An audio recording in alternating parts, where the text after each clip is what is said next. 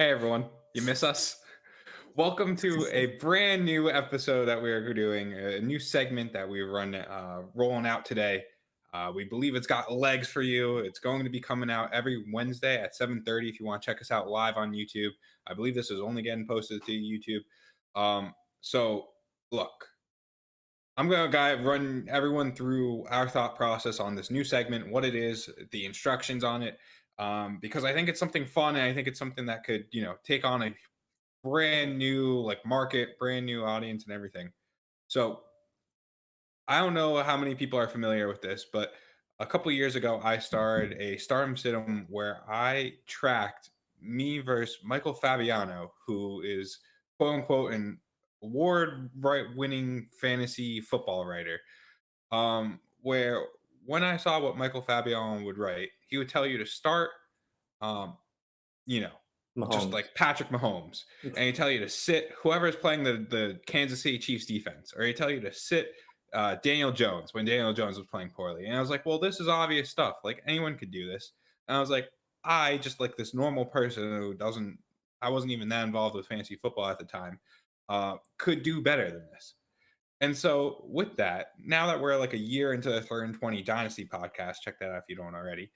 I figured, hey, why don't we look at, Frank, Jake, Lunas, and myself? Why don't we look at what we actually say? Why don't we put our money where our mouth is? Like, if we're telling you to go out and buy Chase Claypool, we should be held accountable if Chase Claypool isn't good.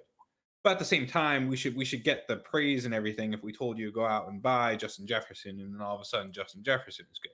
It's kind of a way to keep us accountable. So that's where we came up with the idea of the dynasty stock market. There are similar things online, but it's not the same. It's like you're trading them like penny stocks. It doesn't have anything to do with their actual in-game performance or a change in situation or anything in that regard. So what we did is we decided that we're going to give ourselves 25,000 keep trade cut points. Check out keeptradecut.com if you want to get an idea of what's going on there. It's basically a crowdsourced website where people vote keep trade cut on certain players, and based on that crowdsourced information, the players get a value. And so that crowdsourced information changes on the daily. Like it's changing every second. So for example, today Tyreek Hill just got traded from the Chiefs to the Dolphins. I would imagine his value is probably going to go down a little bit because he's now going from Patrick Mahomes to Tua. So that will be reflected. So our premise is you have 25,000 keep trade cut points. Players range from 9,999 to 1. We have made a rule that you can't buy any players less than 1,000 keep trade cut points, because that's essentially what a late third would be in a dynasty rookie draft. And we figured you could kind of just penny stock your way up, just buy a bunch of low quality guys and hope they get picked up by teams, and then their value goes up like, 200 points. We don't want that. We want actual players that we're going to go out and tell you to buy. So, the likes of a Chase Claypool I brought up, or LaVisca Chenault, and those kind of players. Those are players we're looking at. We also want to make sure the average player value is about 2,500 and above. That's just so that, these are actual players that you want on your fantasy roster. These are players that, according to Keep Trade Cut, they want to be on your roster. So, with that, we're going to track it each week. We're only going to be able to buy and sell players on this pod. So whatever their keep trade cut value is, Wednesdays at 7:30 is what their value is going to be. You're allowed to bank your keep trade cut points. I think that's everything. That's all of the rules. It's probably easier now to show in practice. Am I missing anything, guys? Kind No, of I missing think practice. that's Not Okay. about really. it. Okay. So essentially we're going to take this through the season and everything. So, stuff like the draft, stuff like trades, camp cuts, camp signings, eventually preseason games, and then real games. These are all going to affect these players' values. So these are players that we're telling that you should buy now, and we expect their value to go up. And it'll be a weekly pod, Wednesdays at 7:30. I think I've repeated myself enough, so let's just get into it. The is delayed for me on the screen, so I'm assuming though we have the Yeah, I got the logo teams out of the in way. front. We are ready to go. Teams are Okay, on the screen. teams are on the screen. Who wants to kick it off and tell us? Frank, you had a good strategy of what you were All doing right, for the first listen. episode. You guys see, I knew exactly what you guys were going to do out of the gates. You guys were going to come in and be like, "Oh, I like Noah Fant," or "Oh, I like Kareem Hunt. I'm Jake. I think he's undervalued. I have him on my dynasty teams." No. I am out here playing the market, all right? I am playing the market. And my entire strategy week 1 is essentially I'm buying in to whoever the Chiefs and Packers go for. I think that one of these receivers, outside of Drake London, because I do think that Drake London is just undervalued, and I've seen way too many tweets about him being the wide receiver 1 overall. I think he's pretty damn close to the wide receiver 1 personally. So I think he's almost just guaranteed to go up a little bit and keep trade cut value, probably at around 5,000. But everyone else, I just think that these guys have a very, very good shot of landing in Kansas City or Green Bay, and off of that hype, rising up in value. And not even that, just off of the mock drafts, right? I'm just hoping that Daniel Jeremiah, Dynasty Nerds, anyone gives these guys enough hype in the mock drafts, makes enough reasons for why that this guy should be your pick at the end of the first round, and I can sell out right after the draft or hopefully before the draft. That's kind of my strategy out of the gates. And then more of my in-season investments and training camp investments, I'm going to buy closer to training camp. All right, I feel that to some degree, but I think where you get the bonus in one of those or two of those players, you might have a huge drop in said other players. That's kind of what I'm worried about too. Well, Um, I did think about that, right? So I looked at it. That's actually one of the reasons why I took off Chris Olave, because I think that a lot of the ceiling cases is priced into Olave. I still think if he gets drafted by Kansas City or Green Bay, he'll still go up. And there's plenty of other good situations he can get drafted to as well. But when I look at Jahan Dotson, Christian Watson, Sky Moore, those three in particular, they're valued at around the 2022 mid to late second round pick on Keep Trade Cut, where I personally think that all three of these players have a pretty good shot of going early second, potentially late first with that upside. So to me, these three players, I think right now are priced more at their floor, and the ceiling is not priced in at all for those three players. So I can understand the, oh well, if the ceiling case doesn't happen, what happens? I don't think that these players really have a lot of room to go down, even if they don't get the most ideal landing spot in the draft. yeah, that's fair. I always just do think that's a safe strategy though, where it's like you guys, or you said those guys are ranked around like mid to end second. If just off the jump right now you think they're better than that, I think that's the right move, and that's why I also. Well, you're gonna explain yours, but I'm with you on like some of those names. But dude, like lastly though, I think I kind of went rookie heavy here. Also, just because I don't think a lot of the I don't know how to put this, like the because we're super into Dynasty, right? We're talking about it Mhm. basically every day. We've got group chats, we're researching all the time, watching film, whatever, right? We're crazy about it. I think that there's a good portion of people that couldn't tell you who Christian Watson played for that vote on Keep Trade Cut.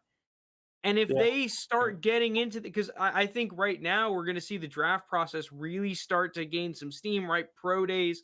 We're seeing a lot of people talk about it. I think that that could actually shine some light on guys like Christian Watson, Sky Moore to the general community. And then that will gain their value as well, especially if we see them get drafted in the early second round, late first round, then that will give me just enough publicity to where I've gained a couple hundred keep trade cut points, and I can sell out and go into my in season investments or my training camp investments. Yeah, so with that, like, I'm actually surprised based on what I see on Twitter and Reddit and all these other things that Sky Moore is actually ranked above Christian Watson right now. Because if you're just telling me like straight off the bat, who do I think the public is higher on and who I think has a bigger hype train, like I would have told you Christian Watson right away. Yeah. Um, so I could maybe at the price of Sky Moore, I could definitely see Christian Watson rising soon. Um, if that's what you got for your strategy, Frank, I'll just go and move on to what I think about my team and what my strategy was. Yeah, go ahead. All right. So I guess I'll break it down by position group. Um, the only quarterback have on here is Matt Corral. And the reason behind that is one, pro day. We just had the Matt Corral pro day, and the pro day hype. We just saw it with Malik Willis yesterday or a couple days ago, wherever that was. We saw it last year with the likes of Trey Lance and Zach Wilson. It's like these guys are running around in shorts. They throw the ball far. You're too low on said quarterback. Is the thing that's going on. Now I just need a couple mock drafts to start putting Matt Corral in the first round, and all of a sudden, he's ranked a full 1,000+ points behind Tua currently. I actually completely forgot about Corral. You're gonna get a small boost soon with him. I don't know if you guys saw Phil Simms released, like, you know how he releases like his positional rankings. Oh yeah. He had Corral at QB1. Okay, perfect. He Yep. came out See, like 2 another days ago. another boost that's coming my way. So yeah, that's where I'm going with that. I also just I think I drafted him in our rookie mock draft on the Dynasty pod a couple weeks ago. Yeah. I think he's someone that's getting slept on, similar to Sam Howell in this quarterback class. I think Kenny Pickett is a mistake being ranked ahead of them. So that's why I like Matt Corral. That's the quarterback position. Running backs, I got Isaiah Spiller, Melvin Gordon, and Zamir White, and all for kind of different reasons. Isaiah Spiller was the consensus running back 2 prior to just the combine and the pro day, and he didn't have a great either of those. He was slower than people expected, but I don't really care because I saw him in game. I saw how fast he was. NFL teams are going to see how fast he was. I brought up the anecdote before with Cooper Cup and how he didn't have a fast pro day, but the Rams had GPS tracking on Cooper Cup and saw he was one of the fastest receivers in the draft class, and they were celebrating because they knew that that was going to drop down his price and that they're going to be able to draft him later. I just think that's the same case with Isaiah Spiller. As long as he's drafted within the first 3 rounds, which I think he is, like he's still a clear top 3 running back. I think just the way that the running back market currently is, and how basically anyone that's good is old or Jonathan Taylor is currently how the running back market is. Um, I think people will be looking to latch on to any young running back that might have hope. Then in a completely other realm is Melvin Gordon, because Melvin Gordon's like ranked like running back 40, I believe, on Keep Trade Cut. Something crazy to me, which I get that he was splitting carries with um Devontae Javante. Williams. Yeah, Yeah. Devontae Williams. But he is currently a free agent. He could end up somewhere else. He could even end up back in Denver, and I still think he'll give you a serviceable workload. He'll get you enough fantasy points to be relevant. Um, he's someone that while he's older, I'm banking on his production. I'm banking on um, wherever he signs, when he signs, people are going to be like, well, we're too low on Melvin Gordon because his production is going to outweigh his cost. So I think he's going to see a boost soon. And finally, Zamir White, kind of similar to Isaiah Spiller in terms of like the young running backs. Like there aren't too many exciting. Like the ones that we had 2 years ago, a few of them have weird injuries and situations like J.K. Dobbins, Travis Etienne, Antonio Gibson. Like they all have these question marks about them, and I just think that's going to give a boost to the younger running backs who also will have question marks about him. But like if Zamir White's going in, day 4th round pick to some team in a good situation, he starts getting mocked to teams that don't have great running back rooms. I think his price is going to go up a lot too. Um, so then that's my running back strategy with the wide receivers. I kind of follow a similar thing to Frank, where I'm going for receivers that are in perceived bad situations that I think could change shortly. So like Laviska Shenault, for example, I don't see why the Jaguars wouldn't trade him if they're potential shooters. And I think a team like the Packers or Chiefs could be looking to acquire Laviska Shenault. He's someone that has produced in his first 2 seasons, albeit it wasn't a huge boom. He still had good production. He had like a very solid rookie season. He didn't follow it up with a great second season, but I think he could still have that third year breakout, even though he didn't follow the exact 80% model that Frank was talking about on the Dynasty podcast, where he just completely wiped off the face of the earth after a good rookie season. I don't know. I'm still a Laviska Shenault truther. Curtis Samuel, I think people just wrote him off because he was injured. Like we just haven't seen Curtis Samuel for a year. I think he's still someone that can help the Washington football team, and he will be productive on that team. And finally, Will Fuller. I think Will Fuller is going to somewhere with a good quarterback, whether that's the Chiefs or the Browns or the Packers. Will Fuller is going to end up somewhere in a good situation, and that's just he's under 2,000 keep trade cut points, which is very low in trade cut terms. Ranked behind the likes of Christian Watson and Sky Moore and Tyler Lockett. I think Will Fuller can see a big jump. Finally, Drake London. I don't personally have Drake London as the wide receiver one, but this is where I'm banking on the Twitter. Banking on the Twitter for this. Because Treylon Burks is the current wide receiver one. According to Keep Trade Cut, Garrett Wilson is the wide receiver two. Sorry, Treylon Burks, wide receiver one. Garrett Wilson, wide receiver two. And Drake London's wide receiver three. We're going to see threads on Twitter, threads on Instagram. Why you're too low on Drake London. Drake London will probably be the first wide receiver drafted. That's at least what mocks are saying. And I just think, why not bank on Drake London? If he's getting taken top 10, like, the Waddles and Chases of the world, and he's currently like wide receiver 25 or even lower on Keep Trade Cut, he's just going to see an immediate increase. And all I need is a couple mock drafts. All I need is a couple Reddit posts or Twitter posts, and that's going to be Drake London time. Well, yeah, the other thing with Drake London too is that the N'Keal Harry tag was initially on Drake London. People were saying, "Oh, he can't separate. He's just a contested catch guy." And now that people are actually getting around to watching the film on these receivers, like you'll see that's not necessarily Drake London's game. Like Drake London is a very good all-around receiver. And now that tag is being placed more on Treylon Burks because of the bad combine. And now he's kind of moving towards the end of the first round in NFL mock drafts. So I agree with you, JT. Drake London, I project right after the draft, because that's when like a majority of dynasty rookie drafts are. They happen like the week after the draft. I think there's a very good chance we see Drake London around 5,000 to 4,800 keep trade cut points. So I think that it was tough to not buy Drake London knowing, because I'm very comfortable that I'm getting like a free 200, 300 points right there. Yeah. Also, quick programming note. I think this will probably be our most mundane and drawn out episode, just in terms of like we're explaining all of our players and all our strategies, where in the future we're going to, it's just going to be more like the trades and transactions, and that'll be, more interesting. All right, finally, my tight ends. I think I just have Brevin Jordan on here for a tight end. He's just someone that I think he's going to be that guy. Like, why not him? Like, he had a solid rookie season. All these tight ends. This is another reason all of the tight ends that are coming out in 2022, they're all getting slaughtered by their pro days and their combines. Like, Isaiah Likely just had an underwhelming pro day today. Jalen Werdemeyer yesterday had an underwhelming one. So there's a lot. I don't think underwhelming is the right word there, JT. I think catastrophic is the right word. Jalen Werdemeyer went from like tight end 1/2 in this class to now Lance Zierlein, one of the NFL analysts, is saying he's going to go. There was one tight end today. I think I sent it.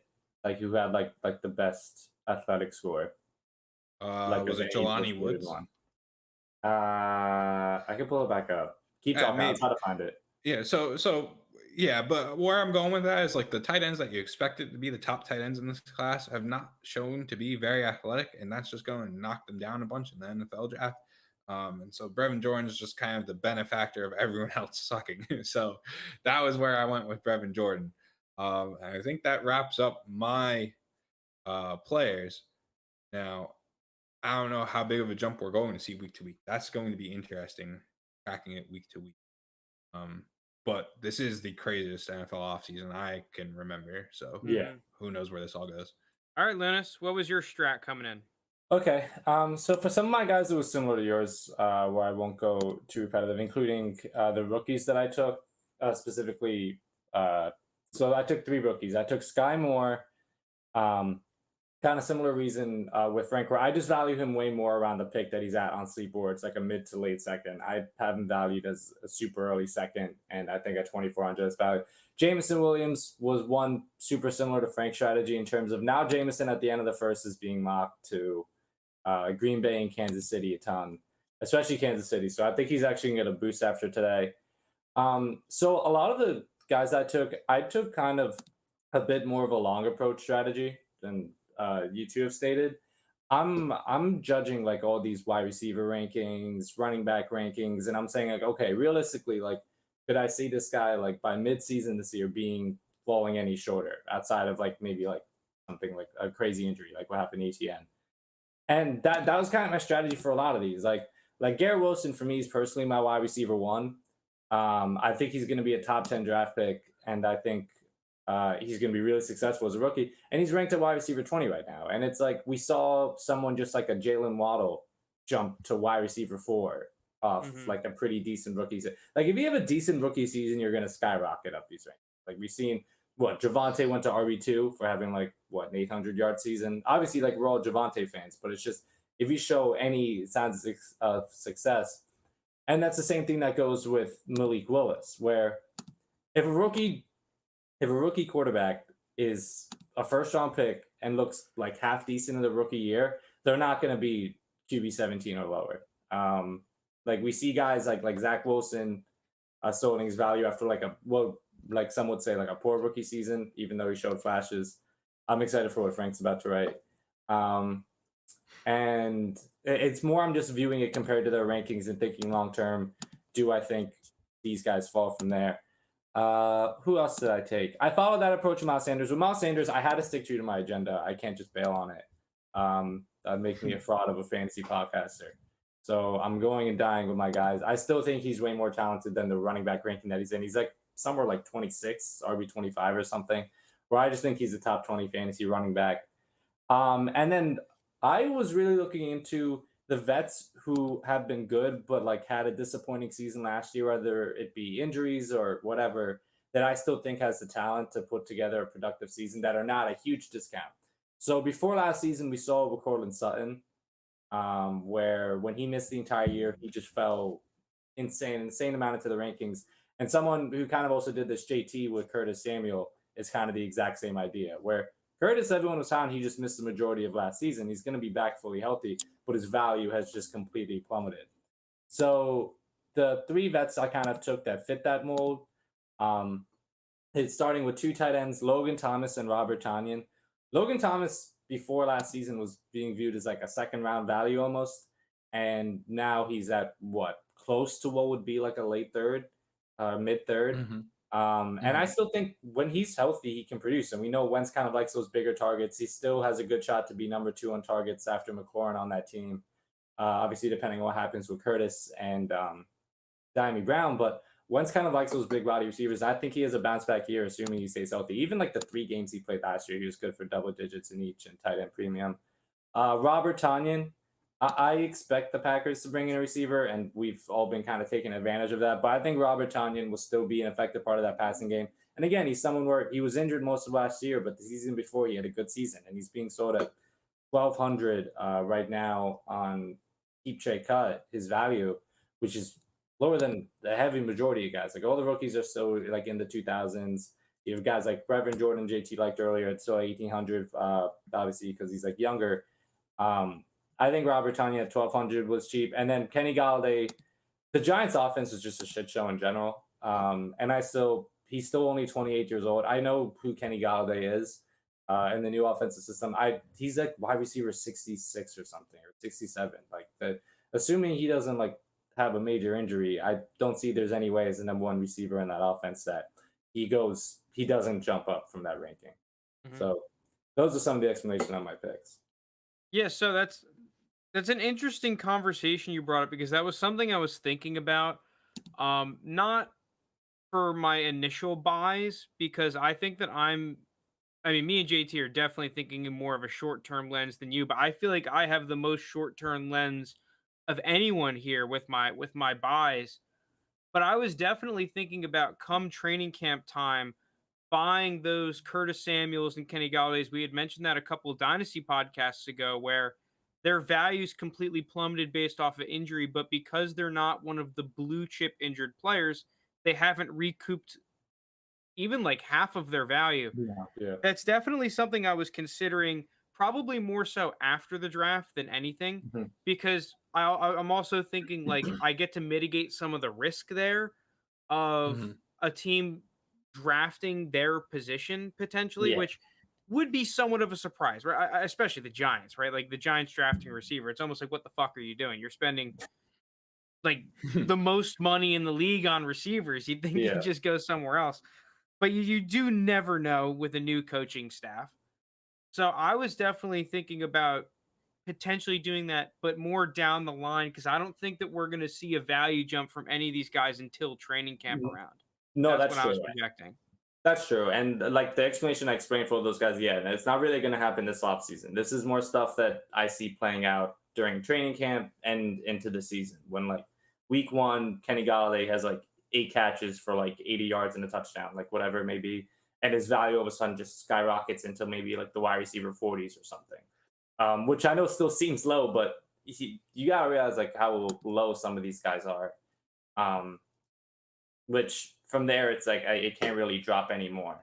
So that's why I like those Yeah. guys. The other things I wanted to bring up was I'm surprised how many tight ends, especially budget tight ends, you guys decided to go for. Because one of my two main rules coming in for who I picked up was the first one was no waste lords. I do not want to pick waste lords because even if they are good buys in Dynasty and they're worth their keep trade cut price, you kind of have to be a George Kittle to see really significant price movement to me. And a lot of the tight end movement that I've seen over the years has just not made sense, right? We see Irv Smith get ranked over legitimate tight ends, or like Adam Troutman's, and then they, obviously disappoint because they're just not really great, and you're buying them completely off of situation and the fact that they're young. Um, so I kind of wanted to avoid a lot of the tight ends, especially now, and especially those lower ranked ones, because I just don't.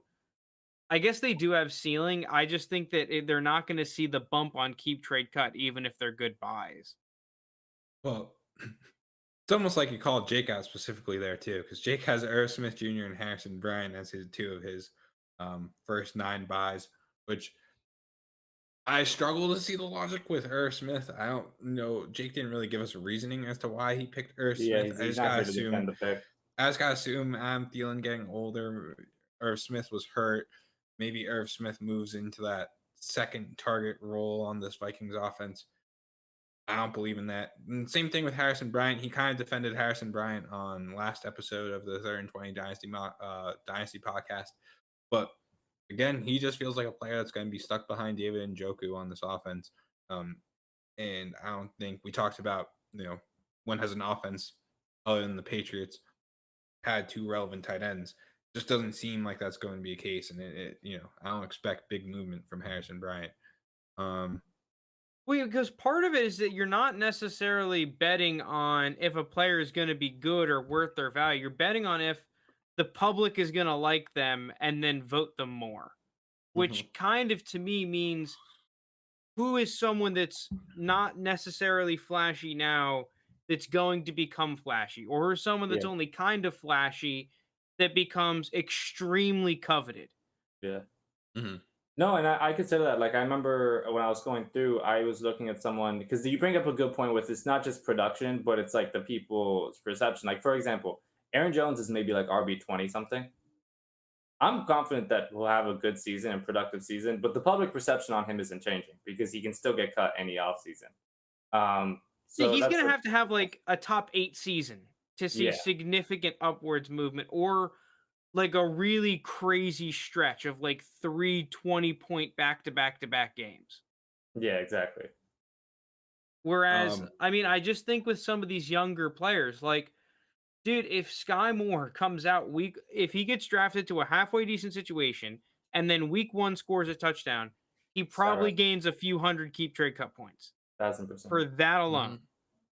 So Probably more than that, to be honest. Um, we have in chat P to the R saying he made a trade last night, got Ridley, Zach Moss, and Irv Smith for Galladay and Julio.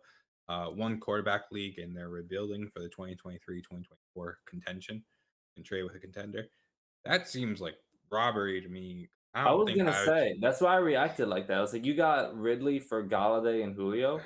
Yeah, I don't think I would trade Ridley for I was gonna say, yeah, ignore those even the two other two straight. pieces. I'll take Ridley over Galladay and Because Julio. I mean, we want to talk about stock market.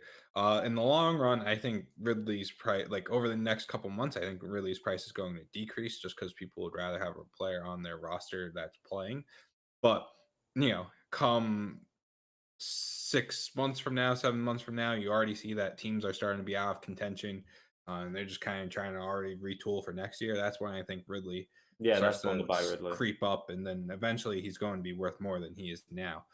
So if you have that roster spot and you're not rebuilding, I mean, if you are rebuilding, I see nothing wrong with that. yeah, I think Um, January was it this year when Travis Etienne started to really gain some. I mean, James Robinson also tore his ACL, but we saw Yeah, that which with helped. him. But I mean, Akers came back, which kind of jumped his price up. Who were the other injured players this year? Um, Marlon Mack. I mean, Cortland Sutton jumped. I mean, he kind of had two jumps because he did jump because of coming back off injury, but then he had the secondary and more primary jump from the Russell Wilson trade. mhm. Yeah, But yeah, I expect Calvin Ridley come January of next year. That's when we're gonna really start to see his value kick it up a couple notches from the public consensus. Because All like right. once the Mhm. season's fully over and we're on to the next one, oh, Ridley's back, right? So I think we could just look at Jake's team now, and then maybe look at the top 5 risers and fallers on keep trade cut, and then call it an episode. Um, so I think the other obvious one we talked about Will Fuller. Easy enough why we think Will Fuller is by. Um, Tua also seems like an obvious one why Jake would put him on here, although I don't necessarily agree. The Dolphins did just get Tyreek Hill, so now he's got 2 great weapons on his team. But I've been seeing on Twitter so much already, like now this is a great time to sell Tua. Like there hasn't been a whole lot of Tua support where it's like, oh, you should go out and get Tua now. Um, so I don't know if I agree with Jake's buy there. Then he has some other interesting ones. He does have the rookie in George Pickens, who Jake, admittedly is super high on. So he's probably banking on some George Pickens hype, maybe higher mock drafts for Pickens, him going to a favorable team when the NFL draft comes around. Similar to Frank with the Jahan Dotson kind of play. Then he also has Matt Corral, which I think I explained, and I'm yeah. sure Jake probably has similar logic. So that just leaves Nico Collins and Rondale Moore, Yeah, he which dipped into the second year bounce back receivers. I think he's the only one that did uh, that out of us. I think that's playing with fire. Wouldn't you agree, Frank? Like, isn't there The only? only one I considered was Elijah Moore, but his price was higher than I thought it'd be. Thank you. I was thinking about buying Rondo more, but once again, I didn't want to tie up a bunch of value, especially before the draft in Rondo Moore, because I mean, if there's a team that is like one of those teams that is not necessarily mocked to take a receiver super early, but definitely is a team that could, it's the Cardinals. I mean, they kind of did that with Rondo Moore, right? They Mhm. signed AJ Green, they had Christian Kirk and D Hop, and they went out and got a Rondo Moore. They I, lost multiple receivers. You're thinking they have to replace him. Maybe they I like that Wesley guy on their team enough to where they say they don't draft one. I am gonna wait till after the draft to buy Rondale Moore because that's a move that like not that I think Rondale Moore's value or him as a player will take a catastrophic hit from it, but that I think that's just a way where you can lose a couple hundred points and kind of like a Rager scenario from last year. It's like Yep. one thing after another piles on, and then all of a sudden, before the season even starts, you've lost too much value and you can't even sell him, and it's not yeah. worth selling him. Yeah, Yeah. and I actually, to your point, I'd be surprised if the Cardinals didn't draft a receiver in the first 3 rounds. I mean, with like we saw how much the offense struggled when Hopkins got injured last year, and he's getting older, kind of harder to count on him when healthy. They lost Christian Kirk in free agency. You have Rondell Moore, but he's not like an outside receiver. So your outside wide receiver one if Hopkins goes down is Wesley. And then we also saw Kyler kind of mad about like them not listening to his input more in terms of the GM. Like I remember it was an issue. He wanted CD Lamb now when they didn't take him. I I think they're going to grab him a weapon with one of their first 3 picks. So I agree with you on the Yeah, Cardinals. I personally like Rondell Moore. I think he's undervalued. But once again, we're not thinking what we think. It's what we think Public. consensus is going to think. And I think a lot of Mhm. the consensus is kind of out on Rondell Moore. So I'm going to probably wait until right before training camp stuff before I buy Rondell Moore. And I definitely don't want to have my value tied up into him before the draft. Nico Collins, on the other hand, I think it's worth it to buy him. I don't think there's a ton of risk in Nico Collins. Like you definitely could lose some value if a similar situation happens. The team because you got a new coach. Maybe they want to draft a receiver, but I personally like Nico Collins. I think that the community could easily fall in love with a guy like Nico Collins, a second year with Davis Mills. You just want to see a little bit more of a consistent target share. And I think that he could easily jump up a couple hundred points and even more. So I don't think Nico Collins is really a bad buy.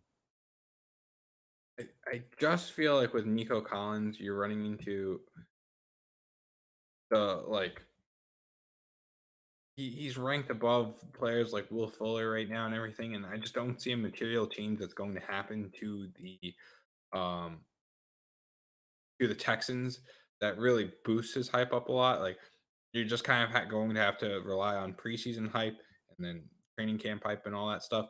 So it's going to be a while, I think, before we see any movement in Nico Collins. And you could only really get hurt if they take a wide receiver, which not that I necessarily think you do, but I think right now, if you're going out and getting Nico Collins, you're kind of just holding the bag.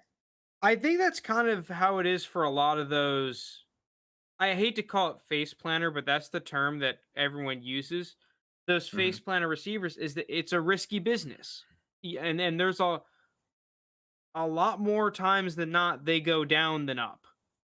Hmm. So Yeah. you're playing a little bit of a risky game investing those guys kind of week 1. That's at least how I viewed it and why I kind of stayed away from a lot of those dudes and was kind of hoping to get a lot of the hype on the rookies early from the draft. That's what I was really trying to get into is see if I can stack a couple of flashy guys and get free points before the season even starts.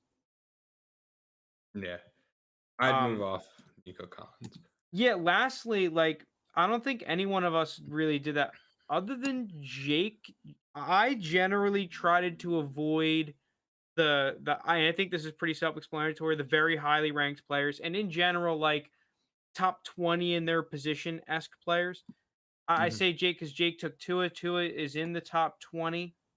Garrett Um, Wilson is, I think, might be like exactly wide receiver 20. yeah, that Um, I think that's fine. I want to have enough room for them to go up. And not that they can't. It's not like a player from 18 can't go up to 5, but I think that there's a lot of risk baked in as well. Like it's just as likely they can go from 18 to wide receiver 30, and that jump Hmm. might cost me more points than them going from 18 to 10. That might Hmm. only be a very marginal gain compared to the potential drop. So I in general tried to avoid the players that are like, oh yeah, like the Jerry Judy effect, right? Like, okay, they have a lot of hype. They could be really good, but it's just a lot of risk. Hmm. I tried to stay away from those types of players for now. Yeah. That's kind of the strategy I stuck with too. It's just you're not gaining a whole lot, especially at this point in the season where it's just what we have. It's just more off-season moves, which I mean, granted, this has been a crazy off-season in terms of moves, but then the draft. That's all that's going to change these players' values for the most part in this current state that Yeah. we're in. So Yeah, and I guess in general, like, and this is pretty self-explanatory, investing in young players is probably going to be a move. And especially like when the season starts, the more highly ranked young players, because I kind of just thought of this. You look at a guy like Travis Etienne, who had that Liz Frank injury.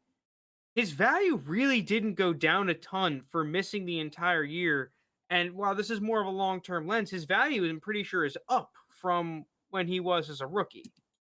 mhm. So if you invest in top tier rookie prospects and they get hurt, there is, at least for Travis Etienne, I assume the same could happen for a prospect like a Drake London or a Garrett Wilson.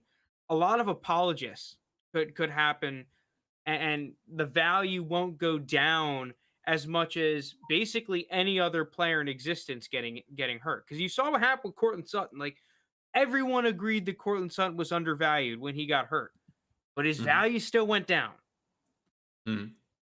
Um, yeah, I don't know. I think this is going to be a weird time. This episode is more so just to throw out our original ideas and like what we were thinking when we first started this. I think as we move on to episodes coming up in the future, where it's going to be more interesting to see like, Yeah. okay, this was the week to week movement from these players. We could give each other some banter if your players went down and got something wrong and everything. And I think this will be a good place to kick off from. Well, are you Um, guys gonna do a lot of like, because I mean we saw that last year. There was like every week a new receiver would kind of have that the game that would Marquez boost up their Callaway. value. And it was almost like that wide receiver 5 spot. It was like, okay, one week it's DJ Moore, the next week it's T. Higgins, the next week Okay. it's this player, the next week it's this player. Like, I was looking to see if I could try and get in on that action, right? And every week, try to stonk Cycle value through. just by Yeah.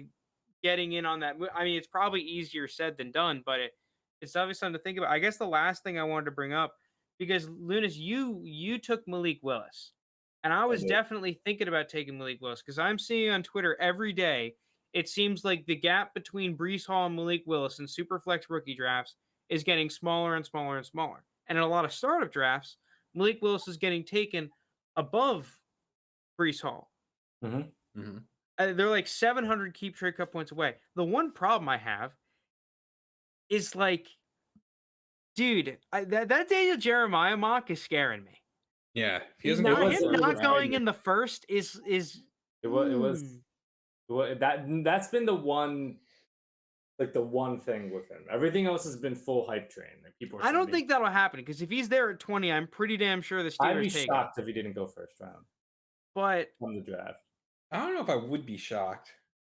I'd be surprised. I would be very surprised if the Steelers passed on him at 20. If even not the original spots, like one of those teams kind of does what the Ravens do, where like they trade up from the second to the end of the first to take him. I I would Dude, be. Mike Tomlin the other day was tearing down chicken wings with Malik Willis. You're telling me that they're not taking him at 20? I I look at Malik Willis, I look at how he plays, I look at his production, I look what team he plays for. I'm just like, how is this guy better than Matt Corral? Like how is this guy going to He's go more in the first talented. round? Like I agree with you that Matt I Corral's just underrated. I think that was actually a pretty good shout to have Matt Corral on there. I mean, I think as a podcast, we've been a little bit higher on Matt Corral than consensus. Yeah. I don't know though, because we just had what's his name? Chris Sims taking Matt Corral in the Well, Chris his Sims' first rankings quarterback. always is like Yeah, different they than are mine. wonky. But I feel like we're only a couple months away from separated from when Matt Corral was like the consensus top quarterback. Yeah, but stuff changes. Like, do you remember last season, like the 2 months before the draft, it went from like Mac Jones late first to Mac Jones could go number 3 overall to then Mac Jones goes like in the Yeah. teens. That I don't felt know. like a Matt lot of Corral's been smoke. my QB too, I feel like, for a while. Yeah, for you, but like for the general public, it's I Oh, think yeah. Well, the pretty. problem Willis is and that Matt Pickett Corral's and bad consensus. bad games and bad tape is like Yeah, really bad. yeah. And I think that especially when you look like at someone like Chris Sims, he's definitely a dude that looks at your raw stuff. Like, do you have an arm? Can you run? That's like, do you have a quick release, good footwork and whatnot? Like, he cares about that way more than, okay, like the numbers and are you accurate and all that stuff. So I think that's definitely one of the reasons why he likes Matt Corral. Because like Matt Corral, it's like you'll have some games where you'll see a play and you're like, dude, how did you not see that? You're looking at a guy and you just didn't throw him the ball. He's wide open. And you'll see Mhm. him occasionally throw the ball pretty like same thing with Malik Willis too, right? You'll see him throw the ball into the stands sometimes. Yeah. But I thought it was Uh, interesting. I knew you were going to pick Malik Willis. I was definitely thinking about it because you talk about upside. He has some serious upside and can easily Like go up a couple hundred points. if he goes early, he's QB 17 right now. Well, dude, I Like don't even think he needs to go early if he gets a good landing spot. yeah. I think that's the big thing is that he needs to go to honestly just like a good team. Yeah, like I mean, if he goes to Pittsburgh or New Orleans, like that's a jump Yeah, automatically. people are gonna go head over heels. So I might be picking up Malik Willis. I just kind of held off for this so because I wanted to pick up Lockett and Fuller to see if Lockett gets traded or Fuller gets signed to the Hmm. Packers or the Chiefs real quick to see if I could stonk. yep, that's that.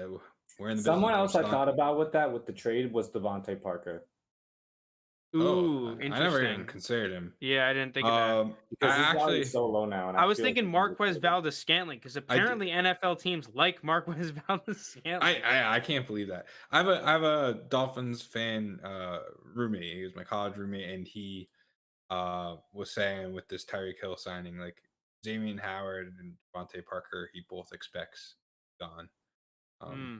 from Miami. So I could see that. I don't know where he goes. That he being that I like could see like a team like Philadelphia throwing like a 5th or 6th rounder for him. yeah, okay, ending up in Philly, wouldn't hate it. All right, if we want to look real quick at the top 5 movers and risers I don't think and it's anything fallers. too crazy this week. Yeah, No, it's kind of like yesterday's news. It's like yeah, Trubisky and it's Tom Brady who Alberto. came back from retirement. That's expected. Marcus Mariota ends up being a starting quarterback currently. It's fine. Um, Frank It's a just said lot of Trubisky, quarterbacks. What's Alberto. up Well, with the we're in the Wandale quarterback Robinson carousel. hate? Yeah, That's I mean where I that's want all. to go is the fallers. Well, Is I think Wandale that's one Robinson. thing to be said though is that maybe we need to be picking up more quarterbacks because they seem to be some of the guys that have some serious potential to move. So Well, like picking the up a Matt Corral might be a good idea, or like a Kenny Pickett or someone. the issue with that strategy now is most of the musical chairs have been filled. So it's like where like other than Seattle, who has Drew Lock, so you're not going to pick up someone that's you know not that good kind of thing. You know what I'm saying? Like I guess a rookie like a Matt Corral would be fine, but if you're picking up like a Jimmy G or Baker, like do you think Seattle's going to I give was up debating picking up intense Baker. draft capital? I thought all about it, but I was like, I think he's probably going to get released in this upcoming week. I don't think that's going to do anything good Yeah, for his dude, value. the QB market's volatile, man. It's Yeah. crazy. So that's why I didn't touch Baker. But yeah, I think this was the week of the quarterbacks, or I guess last week really was. This is the week of the wide receivers. Who knows? I think next week might be the running backs because I have Melvin Gordon and a few others I think still need places to go. So I'm gonna be yeah, picking up a share of Brian Robinson before the draft. I'll say that right now. yeah, I might jump the gun on Zamir White, but I think he's my guy that it will go high in the NFL draft, and I think we'll get the hype. But Brian Robinson also is right there Dude, for me too. I'm sorry. The fact that Brian Robinson is worth like 400 or 500 less than Brevin Jordan, like, are you kidding me? Oh, is he that low? Yeah, he's Oh, like 1,300, but I don't think he's gonna see a jump yet. So like, I'm being a little yeah, greedy here. yeah. I'm being a little greedy. Yeah. Well, hopefully we pick up some decent amount of points in this upcoming week, and we could just sell 1 or 2 players and automatically slot them into our roster. Wait, who do we all have Will Fuller? No, I don't have Will Fuller. Lewis doesn't. Dude, if Will Fuller, dude, oh my god, I can't wait for Yeah. Will Fuller to get signed by the Packers, and Lunas is the only one that Lunas doesn't won't get the be on free our points. train. Yeah, Lunas won't be on our Will Fuller train. I mean, dude just had like an injured finger and realized doesn't need Deshaun me. Watson wasn't coming to the Dolphins, and so he Doesn't just sat finger out me. here. You can all celebrate of a till sudden week 3 he's when he's back on IR. dropped. You got 3 He's weeks. gonna That's be fine. off He my doesn't have to be- roster the yeah, he day doesn't have after to he's be on our team, yeah. picked up. Yeah, but here's the thing though. You keep on holding out and waiting. You'll know when it's gonna hit. Well, I guess you could sell before week 1. I Yeah, think if he exactly. doesn't get picked up by next week, I'm selling him regardless and just saying like, fuck it, I'm going in someone But else. all right, this is where now you could take this to your actual dynasty teams. Like I think Will Fuller is a perfect example of a guy right now that the person who has him probably is not looking into this as intently as we are. You could pick up Will Fuller for I don't know what that value is, like a mid third. I was gonna say Early maybe third. I mean, I have Will middle Fuller in third. the 3rd and 20 Dynasty League, and if someone offered me 301 or 302, I would definitely think hard about it. Yeah, he's someone that you could just all right, you buy that quick little lottery ticket. He ends up signing with the Chiefs or the Packers, and then boom, like we just saw what happened with Juju Smith-Schuster. I was talking to someone about trades, and he was already trading Juju like he's Jerry Judy value. I was like, Mm. well, let's calm down there. But that's what you get. That's what you get in this time period. It's just players ebb and flow like crazy. All right, that's episode 1. The Yeah. stonks market in the books. I think next episode is going to be way more. No, you the know, episode that's debate. gonna be the craziest is gonna be the one after the draft.